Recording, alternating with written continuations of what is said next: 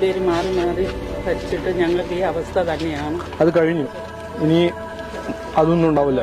ഞാൻ ഉണ്ടാവുമ്പോഴേ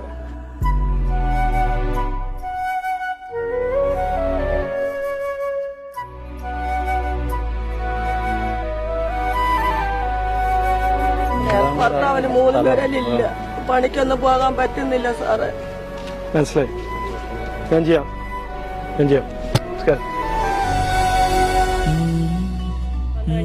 അടുത്ത ജൂൺ മാസങ്ങൾ നമ്മൾ കടലൊന്നും കൊണ്ടുപോകും, പിന്നെയും വീട് വെക്കും. വേറെ സ്ഥലവും അങ്ങനെ ഒന്നും ഇല്ലാത്തത് കൊണ്ടാണ്.